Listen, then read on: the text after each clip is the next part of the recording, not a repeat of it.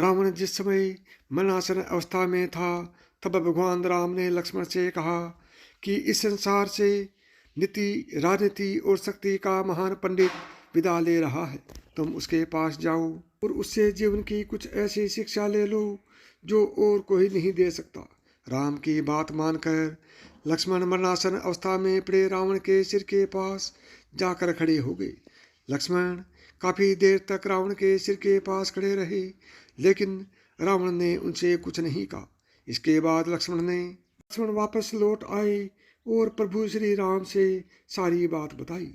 तब भगवान राम ने लक्ष्मण से कहा कि अगर किसी से ज्ञान प्राप्त करना हो तो उसके चरणों के पास खड़े होना चाहिए, न कि सिर के पास। यह बात सुनकर लक्ष्मण वापस रावण के पास गए और उसके पैरों के पास खड़े हो गए। उस समय महापंडित रावण ने लक्ष्मण को 5 ऐसी बातें बताई जो जीवन में सफलता की कुंजी है।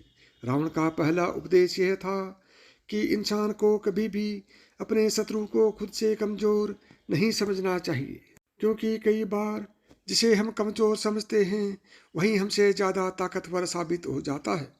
रावण का दूसरा उपदेश था कि खुद के बल का दुरुपयोग कभी भी नहीं करना चाहिए।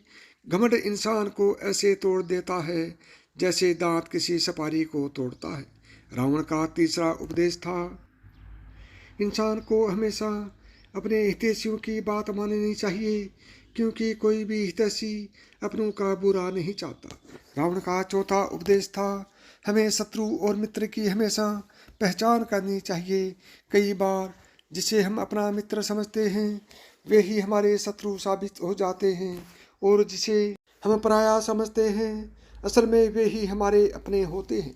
रावण का पांचवा और सबसे बेहतरीन उपदेश था हमें कभी भी पराई स्त्री पर बुरी नज़र नहीं डालनी चाहिए, क्योंकि पराई स्त्री और बुरी नज़र डालने वाला व्यक्ति नष्ट हो जाता है। तो प्रिय भक्तगणों, यदि आपको यह कहानी पसंद आई हो और आप इसी तरह की कहानियाँ सुनना चाहते हैं तो अभी मिथास की कहानियाँ यूट्यूब चैनल को सब्सक्राइब करें। जय श्री राम।